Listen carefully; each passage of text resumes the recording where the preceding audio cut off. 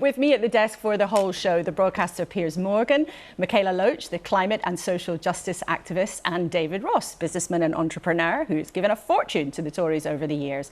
A very warm welcome to you all this morning. All across the BBC. Let's though stick with this week of pledges and platforms, because it's been a big political week. If you had one thing to add to the pledge card, Piers, what would you put on the pledge card? You're not allowed to say Arsenal winning this afternoon. Actually, well, I was going to say I'd like an immediate pledge from both parties that every West Ham player, should they beat Manchester City today, get a £10 million win bonus from the taxpayer. That would be great. Secondly, I quite like a pledge where they remember what their pledges are. Because if you can't remember what the pledges are, how committed are you to the pledges? But most seriously, I think the biggest crisis facing this country is defence. And that's why I'm interested to see Grant Shapps here and see what he says about this. We are facing a massive crisis in many different ways at the moment, and we do not have the defence capability to defend ourselves. I want to see our defence spending significantly increased. So what would that pledge be then? Because the government says 2.5%. I think it should be more. Yeah. You know, you see countries like Poland putting a lot more money into it. I would like to see at least 3, maybe 3.5. We are massively under-resourced when it comes to defence. OK, really interesting. Well, let's get on with that very subject then. And this morning, you wanted to hear more from Grant Shapps on defence? Yeah, I was quite encouraged by what he said. I think he does see the need to spend even more than the 2.5% pledge. And the reason, I think, is pretty clear.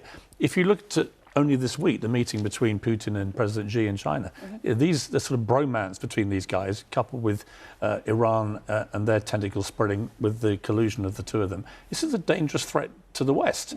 And if you want to know about the impact of all these pledges, well, imagine if we had a situation Ukraine has. None of these pledges matter if actually you can't defend your country. And Ukraine's economy has been decimated, their people have been decimated. We have an absolute duty to defend them, but we also have a duty to defend ourselves. And I hope that both parties, if Labour get elected, that they commit properly to defence. You know, my brother was a British Army colonel, my brother-in-law, British Army colonel, extremely concerned about the state of our armed forces. They don't think we're ready to defend ourselves. On the NHS, you know, I had an experience. I think when you have a personal experience of the NHS, it really brings home to you the terrible state that it's in. And it's not a reflection on the staff, but on the institution. You know, my mother had a heart attack six months ago, and she was diagnosed at one hospital in Sussex. And then she was greenlit a few hours later, blue-lit in an ambulance down to one of the major hospitals in Sussex. And from midnight until 7 a.m, she was kept on a trolley in A&E out in a corridor. And there were 40 other people lying on these beds out in a corridor. And when I talked about this with Rishi Sunak, when I interviewed him, the reaction I got from people all over the country was similar stories. Our A&E units are war zones. So I want to see a pledge not just about waiting lists, but also what happens when you absolutely need our health system. Is it going to be there for you? And are we going to give people dignity when they have these situations? Once my mother got taken up to the cardiac unit, amazing treatment, the best in the world. But before she got there, she could have died on a trolley in A&E, and it's just not acceptable. Now, David, you've been a concerned back. Piers, since you were here last, and you know we have to address this, since you were here last, a High Court judge has ruled that you did know that there was hacking of voicemails when you were the editor of the Daily Mirror. Did you know that anyone at the paper was using material that they got by hacking voicemails? No, and I've said this consistently in 20 years. I'm not going to say any more about it, other than to say they found in one case. I mean, I was the main story. I noticed the BBC led on me for days. You hate being the main story, of course. Well, I didn't really... Listen, it's fine. I mean, I find the whole idea of Prince Harry suing anyone for privacy involving the royal family, given how aggressively he's invaded the family's privacy himself, laughable. But on this central point, I've said for 20 years, I did not know about phone hacking at the Daily Mirror. They found one story in that whole case, which the judge concluded may or may not have come from phone hacking. And I'm sorry, that's not enough. Well, the judge, and it's Judge Fancourt at the High Court, he accepted the evidence of several witnesses who claimed you were aware that stories you were publishing were the product of phone hacking. So you're saying today that the High Court is wrong, and they were wrong to say, and I quote from the judge, there was compelling evidence that the editors of each newspaper knew very well that voicemail interception was used extensively and habitually. Judge Fancourt is wrong. Yeah, I'm going to repeat myself again. There is no evidence that I ever knew about phone hacking. And I would also say, in relation to those who trotted down to the High Court to give evidence, I was never allowed that privilege. I wasn't called by either side to talk about this at all. And yet I became the front poster boy for the trial, which I found ludicrous. There were a lot of people down there spewing utter nonsense. But you say there's no evidence that you were aware. There isn't. But I'm asking you directly, were you I've ever just aware? answered you.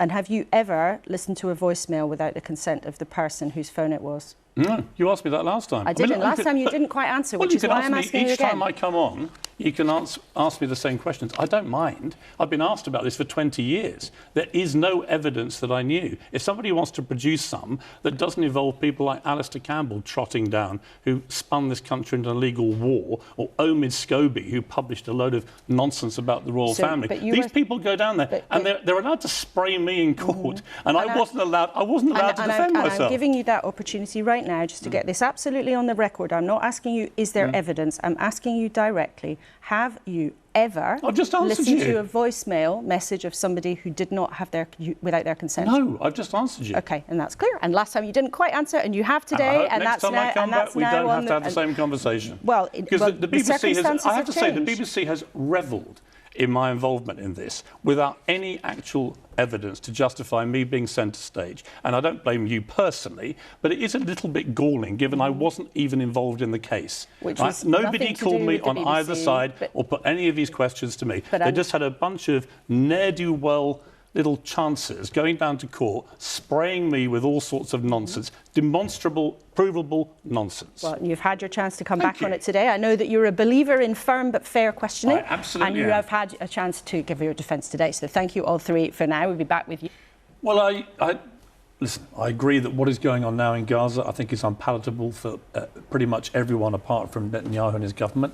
But, you know, there's a lot of forgetting going on about what happened on October the 7th, where 1,200 people were slaughtered, nearly 7,000 more were wounded, many of them irrevocably badly. And I did check, Michaela, to see what you tweeted, because you were very active on social media, what you tweeted after October the 7th. Do you remember? I'm sure you'll let me help you. Yeah. Nothing.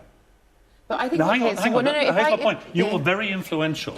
And so my point is, yes, you can be critical of Israel's government now and what they're doing by way of response. But if you literally had no reaction at all, even when you have such a massive influence, all you did was wait about 2 or 3 days and start talking about Israel genocide and response. OK, well, let Michaela answer. Yeah, let Michaela answer. To move on to something completely different, which there's also been controversy, but of a very, very different kind about what's happened with this drama, Baby Reindeer. Now, it's been a huge hit on streaming services. David, you've watched it, I believe. What did you think about it? I watched it, and I also watched Piers' interview. I found it a fascinating but slightly disturbing and difficult to watch series. I'm glad I did watch it. And I think it's very interesting that what then has subsequently arisen with the interview, and Piers is clearly a much better place than I to. And the story, briefly, is about a woman who stalked an individual, and it's based, Netflix said, on a true story, but the woman who was depicted in it, in real life, has been very, very upset by how she's been treated. Briefly, Piers, what do you think of it? I think it's a big problem for Netflix and for Richard Gadd and Clerkenwell Films who made this, because they say unequivocally at the start, this is a true story.